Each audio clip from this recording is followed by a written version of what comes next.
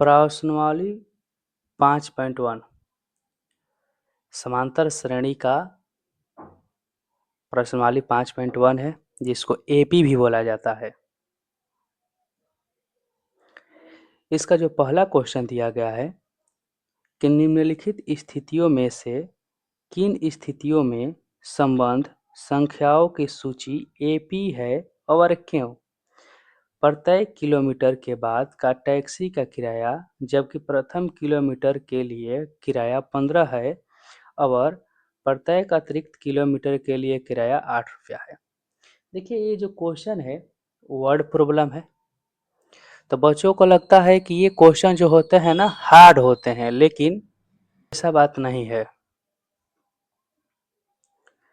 बच्चे केवल शब्दों को देखकर थोड़ा सा भयभीत हो जाते हैं।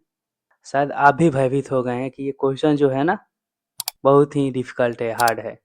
बट नहीं बाबू, मैं आपको बता देता हूँ, एकदम बहुत ही ईजी है, आसानी से इसको सॉल्व किया जा सकता है। चलिए हम इसको बता देते हैं। आप देखिए, इसको एक एक करके स्टेप बाय स्टेप समझते जाइए। यदि आपको कहीं प्रॉब्लम भी होगा तो फिर जो स्क्रीन पर नंबर दिया गया है इस पे आप कॉल कीजिए या फिर व्हाट्सएप पर मैसेज कीजिएगा, हम आपको फिर से समझा देंगे। मेरा उद्देश्य सिर्फ इतना ही है कि आप लोगों का 100 में से 100 मार्क्स आए। बस आप तैयारी करते रहिए। उसके बाद हम है टोटल क्वेश्चन को बताने के लिए एक एक क्वेश्चन बारी बारी से हम सब बता देंगे और आप लोग आसानी से 100 नंबर ला पाइएगा। चलिए इस क्वेश्चन को देखते हैं।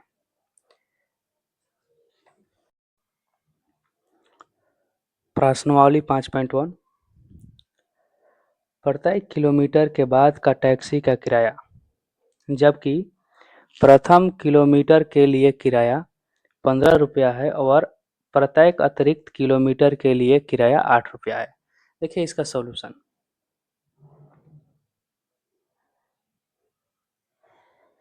सॉल्यूशन लिखेंगे यहाँ से।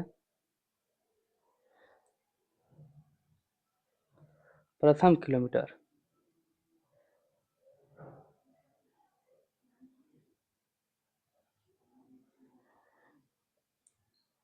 के लिए किराया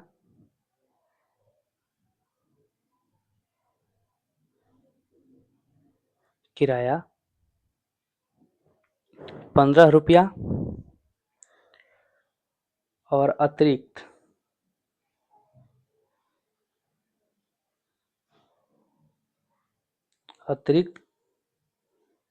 किलोमीटर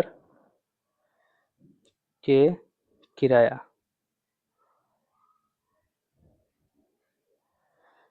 इक्वल दिया है 8 रुपया। अब समझिए, 1 किलोमीटर का किराया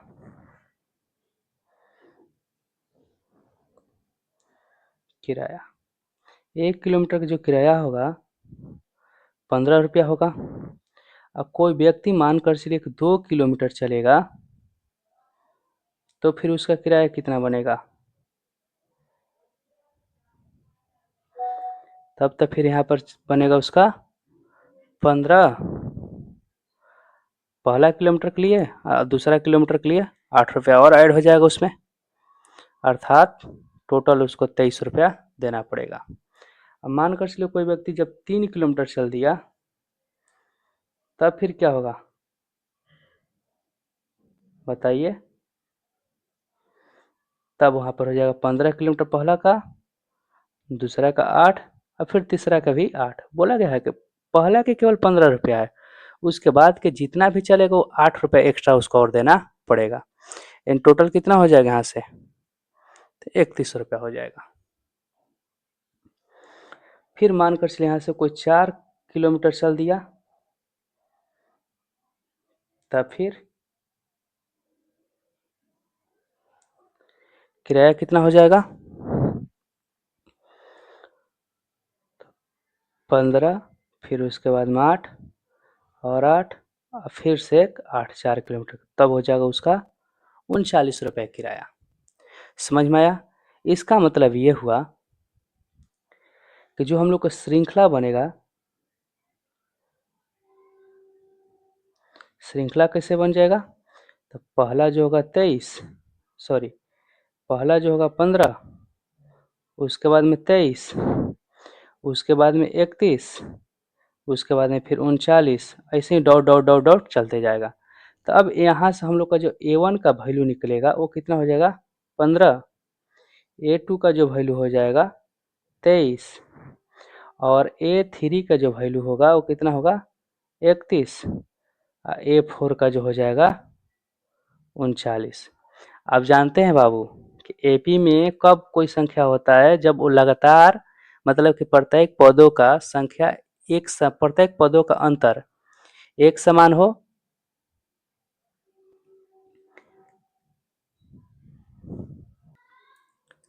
आप जानते हैं कि कोई भी संख्या एपी में कब होता है, जब उसका सार्व अंतर एक समान हो, मतलब प्रत्येक पदों का अंतर बराबर आए। तब यहाँ से हम लोग प्रत्येक पदों का अंतर देख लेते हैं कि बराबर आ रहा है या फिर नहीं आ रहा है। तो D1 मतलब कि पहलका पद का अंतर देखेंगे तो कितना होगा D2 minus D1, D2 minus D1 का मतलब 23 माइनस 15 अर्थात कितना है बाबू 8। D2 देख लेते हैं दूसरा पद का अंतर, दूसरा पद का अंतर हो जाएगा A3 और A2 को लेंगे यहाँ से A3 माइनस A2, तो A3 कितना है यहाँ पर 31 है और A2 कितना है 23 है, इसका मतलब ये भी आ जाएगा 8।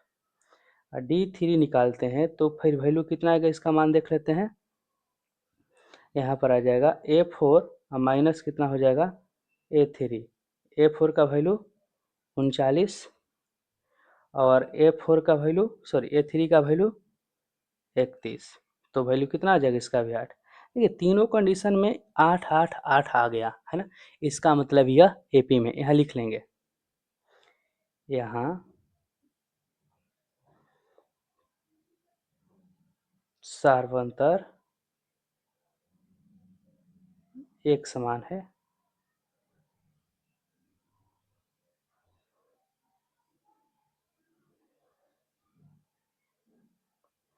अतः यह एपी में है। हो गया, समझ में आया होगा। चलिए यदि नहीं समझ में आया होगा तो आप व्हाट्सएप पे मैसेज कीजिए या फिर डायरेक्ट कॉल कीजिए, हम आपको फिर से समझाएंगे। ठीक, देखते हैं आप दूसरा क्वेश्चन। देखिए जो पहला का दूसरा क्वेश्चन दिया गया है, क्या दिया गया है, किसी बेलन मतलब सिलेंडर में उपस्थित हवा की मात्रा जबकि वायु निकालने वाला पंप प्रत्येक बार बेलन की शेष हवा का 1/4 भाग बाहर निकालता है। ध्यान दीजिए बात, इसमें एक बात जो दिया गया यहाँ पर कि शेष हवा का, इस पे थोड़ा सा ध्यान देने वाली बात है बाबू, ये भी वर्ड प्रॉब्लम क्वेश्चन है, ये भी आसानी से बनेगा। शेष हवा का मतलब हुआ कि जितना हवा निकलेगा ना एक बार में, फिर उसका 1/4 बोलेगा। जैसे एग्जाम्पल के तौर पर समझाते हैं आपको कि मान लीजिए कि आपके पास 100 रुपया है ना, और हम बोलेंगे कि उसका जो है ना 1/4 किसी को दे दीजिए, तो 1/4 देने का मतलब हुआ कि आप 100 रुपया का 1/4 निकालेंगे, और निकालने के बाद चलिए यहाँ से देखिए समझाते हैं।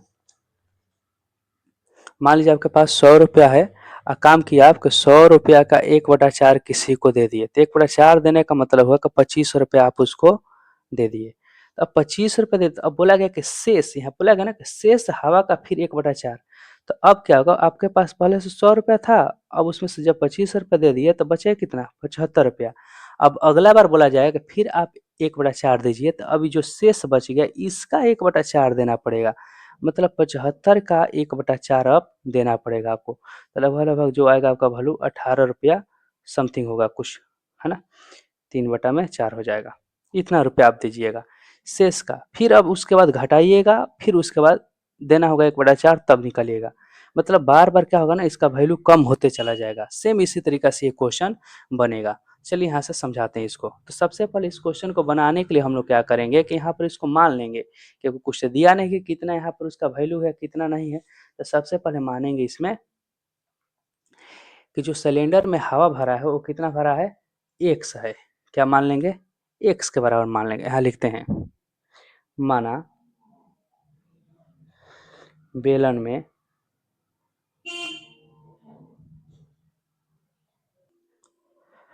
बेलन में हवा की मात्रा x है। x का 1/4 निकाल देने पर, अब x का 1/4 निकलेगा तो लिखेंगे 1/4 निकालने पर, तो 1/4 निकालेंगे तो पहले से x है, इसका ही घट जाएगा x मल्टीप्लाई x/4, 1/4, क्योंकि पहले से x था और x का 1/4 निकाल के उसी में घटा लेंगे। घटाएंगे तो कितना बच जाएगा हम लोग का शेष,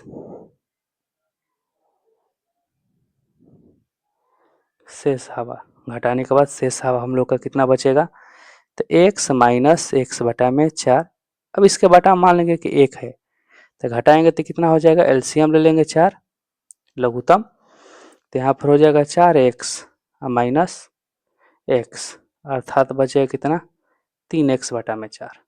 मतलब यहाँ पर बचा कितना हम लोग का 3x/4 बच गया। अब समझिए, अब जो शेष रह गया ना, अब शेष का फिर क्या करेगा कि 1/4 निकालेगा। यहाँ से लिखते हैं, शेष हवा का 1/4, तो शेष हवा का 1/4 कितना हो जाएगा, तो लिखते हैं यहाँ पर 3x/4 मल्टीप्लाई 1/4। इसका मतलब हो जाएगा 3x/16। ये 3x/16 इस बार निकलेगा। और फिर अब शेष हवा कितना होगा, अब शेष हवा अब कितना शेष रह गया, तो पहले यहाँ पर बच गया था हम लोग कितना 3x/4, माइनस कर दें कितना फिर निकल गया, तो 3x/16, यानी दोनों का लघुत्तम निकालेंगे 4 और 16 का, तो 16 हो जाएगा लघुत्तम। और 4 से इसको कटाएंगे तो 4 बार में कटेगा, यानी चढ़ती है कि 12x, माइनस कितना हो जाएगा 16 से 16 कट जाएगा, अर्थात 3x, मतलब 9x/16 हो गया। अब यहाँ से देखिए हम श्रृंखला लिख लेते हैं यहाँ से, तो हम लोग को इस तरीके से श्रृंखला कितना बचेगा, जो श्रृंखला बनेगा हम लोग का, पहले हम लोग का कितना था x था, फिर रह गया कितना वो, तो बच गया कितना 3x/4, कब जब x/4 निकाल के दे दिए हैं तब, मतलब निकाल दिए हैं तब। उसके बाद में जब फिर शेष का 1/4 निकाले हैं तो फिर कितना बच गया 9x/16। इसी तरीके से हम लोग का श्रृंखला हो जाएगा। इसका मतलब ये होगा, कब यहाँ से देखेंगे a1 का जो वैल्यू हो जाएगा x हो जाएगा, a2 का जो वैल्यू हो जाएगा कितना होगा 3x/4 हो जाएगा, और a3 का जो वैल्यू हो जाएगा 9x/16 हो जाएगा। अब यहाँ से हम लोग d1 का जब वैल्यू निकालेंगे तो d1 इक्वल क्या होता है a2 माइनस a1। a2 का जो वैल्यू होगा कितना दिया है क्वेश्चन में, तो 3x/4 माइनस x, इसके बटा मान लेते हैं 1 है। घटाएंगे इसको तो पहले घटाने के लिए लघुत्तम लेना होगा, तो 4 होगा, 3x माइनस यहाँ पर 1 से कटेगा 4 बार में, तो हो जाएगा कितना 4x,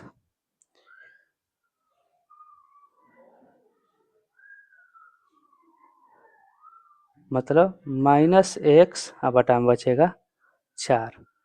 फिर उसी तरीका से अब d2 निकाल लेते हैं, तो d2 निकालने का मतलब क्या होगा a3 माइनस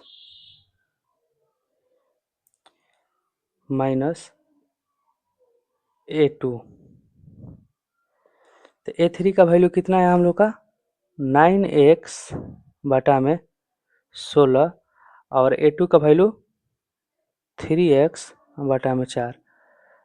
यहाँ से देखा जाए बाबू तो एलसीएम इन दोनों को निकालेंगे, 16 और 4 का एलसीएम 16 हो जाएगा, और 16 से 16 कट जाएगा तो बचेगा कितना यहाँ पर 9x माइनस 4 से कटेगा 4 बार में चढ़ती हैं कि 12x बचेगा कितना यहाँ पर, तो -3x बटा में 16। अब देखिए यहाँ पर D1 का जो वैल्यू आया था -x बटा में 4 आया था और D2 का वैल्यू आएगा -3 x बटा में 16 आ गया। क्या यह AP में होगा? नहीं होगा, स्पष्ट दोनों का अंतर अलग अलग है। यहाँ लिख लेंगे, क्या लिखेंगे, सभी पदों का अंतर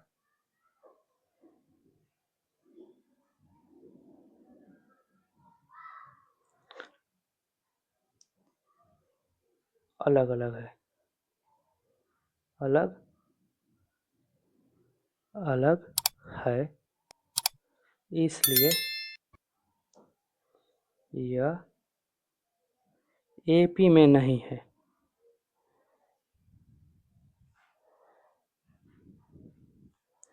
नहीं है, यही आपका आंसर हो जाएगा। चलिए नेक्स्ट क्वेश्चन देखते हैं, 3 नंबर।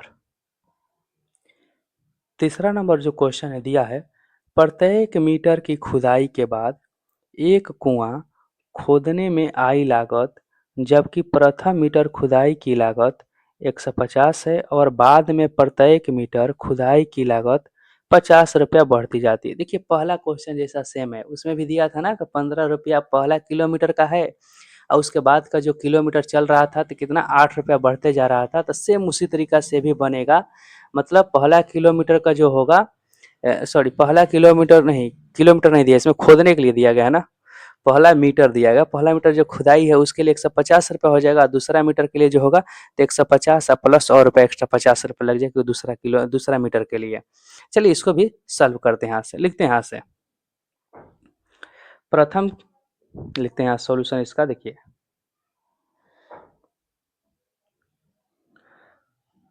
प्रथम मीटर की खुदाई की लागत 150 रुपया। यहाँ से मान के चलिए जब सेकेंड मीटर चलेगा, दूसरा मीटर के लिए खुदाई की लागत कितना हो जाएगा, तो आप बता दीजिए, 150 प्लस कितना और इससे 50 रुपया बढ़ जाएगा, मतलब कि हो जाएगा कितना, 200 रुपया। उसी तरीका से देखा जाए कि जो थर्ड मीटर चलेगा, तीसरा मीटर चलेगा, तो उस कंडीशन में कितना हो जाएगा, 150 प्लस 50 और उसमें 50 रुपया ऐड हो जाएगा, मतलब 250 रुपया हो जाएगा। अब कोई व्यक्ति 4 किलोमीटर खुदाई कर लेगा, है ना, 4 किलोमीटर खुदाई, किलोमीटर नहीं मीटर, फोर्थ मीटर के लिए बात कर लेते हैं, तो 150 प्लस 50, 50 और यहाँ से एक 50, इसका मतलब हो जाएगा कि 300 रुपया टोटल वहाँ पर लग जाएगा। इस तरीका से हम लोग को जो श्रृंखला बनेगा कितना बन जाएगा,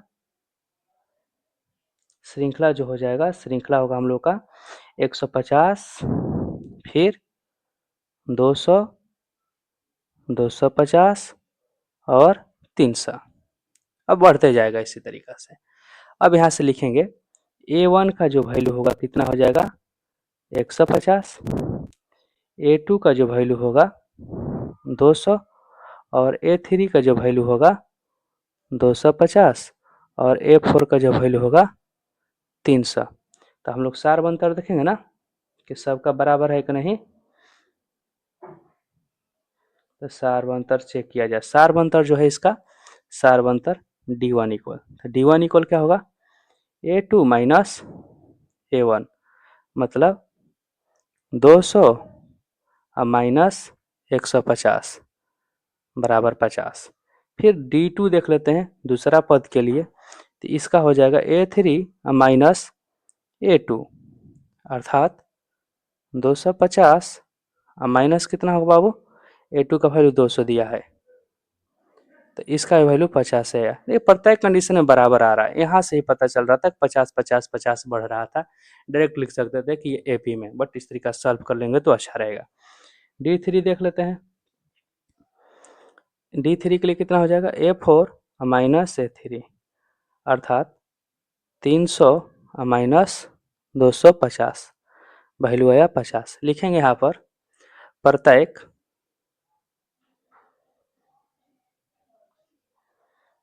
पद का अंतर एक समान है, एक समान है।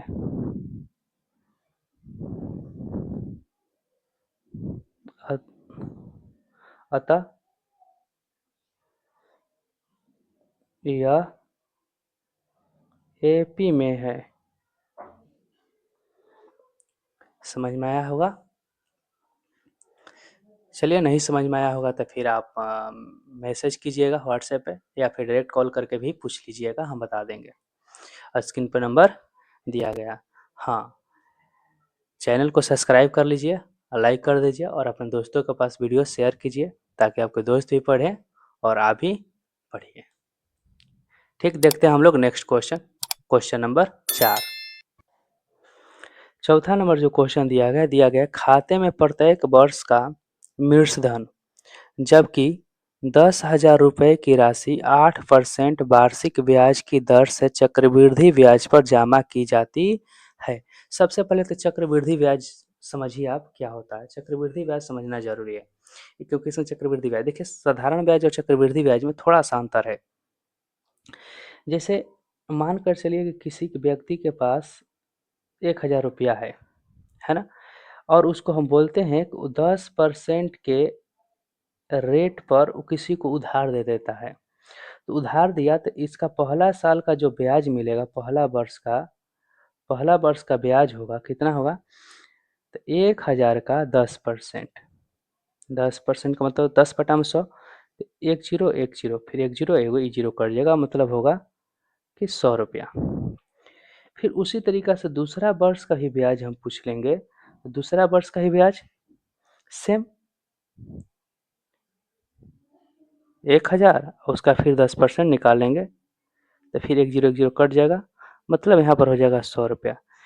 ये जो होगा ना साधारण ब्याज का है।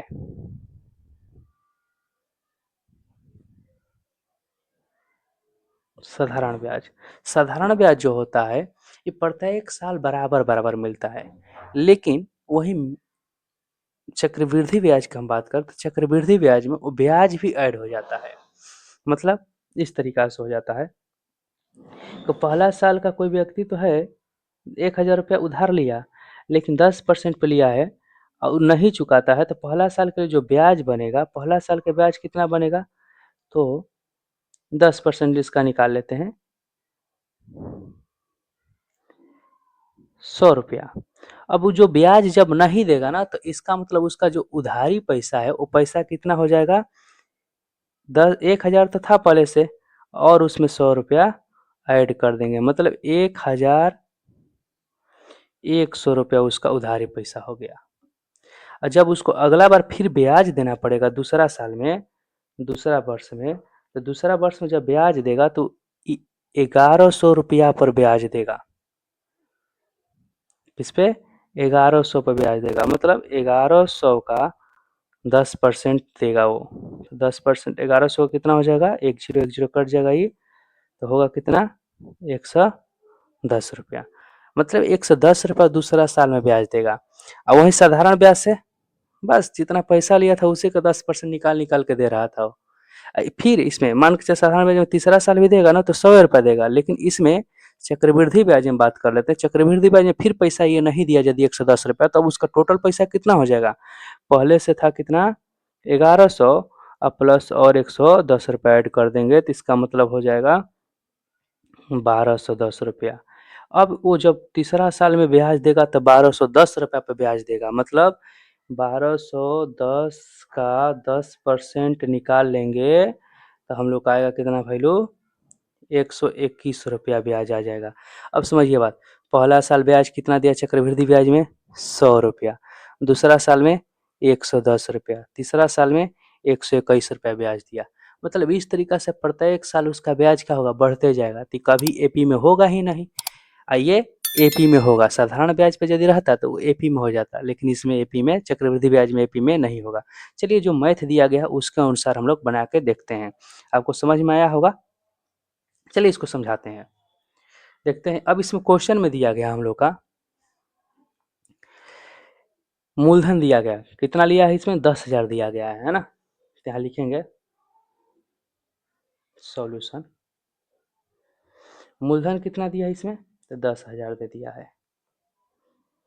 और दर कितना दिया है? दर दिया है 8%। कितना? 8% दर दिया है। तो अब पहला वर्ष के अंत में मूलधन कितना होगा हम समझते हैं। प्रथम वर्ष के अंत में मूलधन, प्रथम वर्ष का अंत में जो मूलधन होगा वो कितना होगा? 10,000 और प्लस में ब्याज 8%। 8% के हिसाब से दिया है ना, 8 गुणा में और उसका 10,000 बटा में 100, वही 8 गुणे 100 बटा में 10 होगा। 8 गुणे 10,000 बटा में 100 होगा। 1 0 से 2 0 कट जाएगी, 1 2 को नीचे अभी इसको सॉल्व करते हैं तो कितना हो जाएगा? 10,000 और प्लस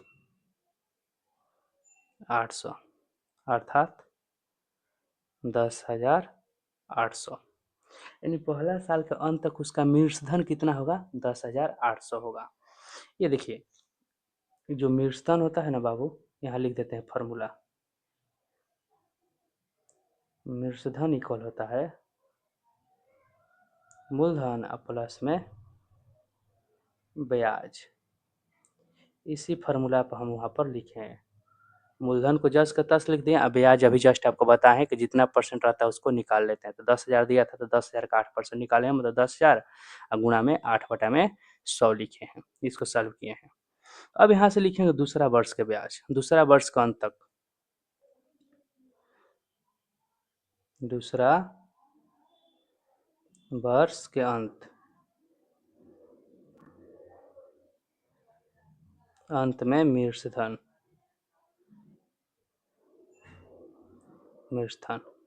तब देखिए दूसरा वर्ष के जब अंत का मूलधन बात करते हैं तो अभी जस्ट बताए हैं आपको कि वो जो पैसा होता है ना ब्याज वाला भी उसमें ऐड हो जाता है। अब उस पर ब्याज लगेगा, तो ब्याज अब किस पे लगेगा? 10,800 पर लगेगा। तो यहाँ पर ही मूलधन बन जाएगा आपका 10,800 प्लस इसी का 10,800 का ही अब लगेगा कितना?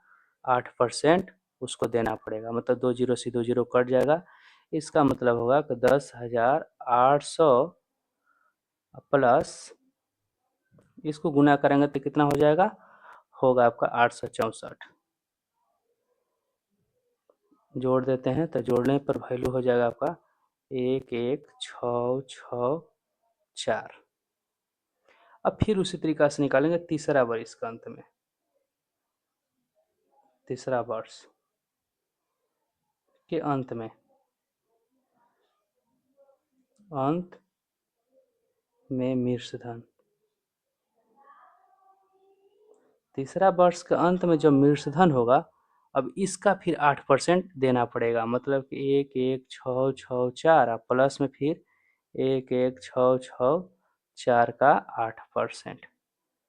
अब देखिए ये तो कटेगा नहीं, नहीं कटेगा तो क्या करेंगे? इसको गुना करा के और 2 अंक के बाद पॉइंट लगा देंगे, मतलब ये तो जस का तस रह जाएगा ना।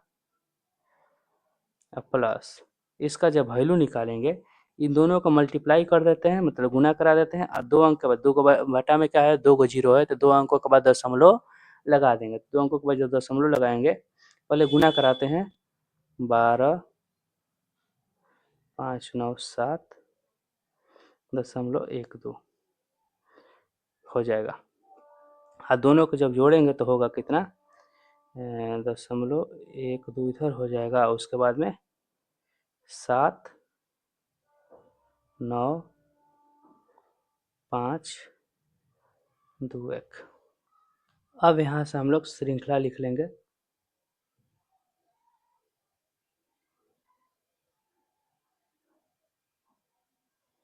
श्रृंखला जो होगा हम लोग का, सबसे पहले तो 10,000 दिया था क्वेश्चन में तो 10,000 हो जाएगा।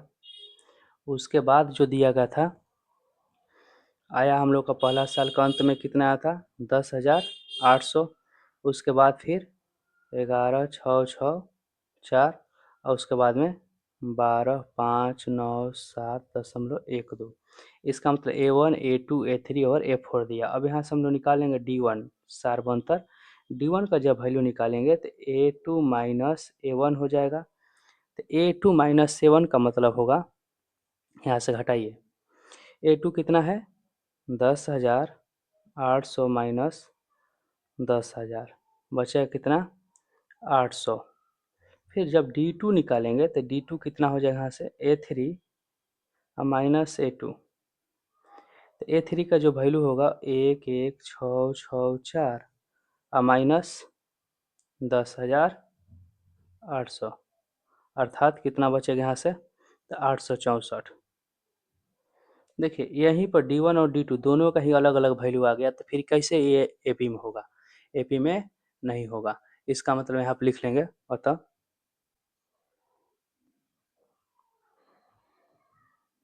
सार्वंतर D का मान अलग अलग है, अलग अलग है, इसलिए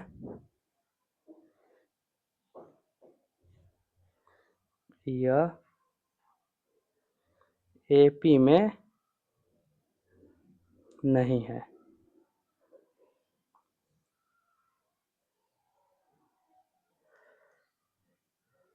अब नेक्स्ट क्वेश्चन देखते हैं, क्वेश्चन नंबर 2। हाँ, इस वीडियो को शेयर कर दीजिएगा।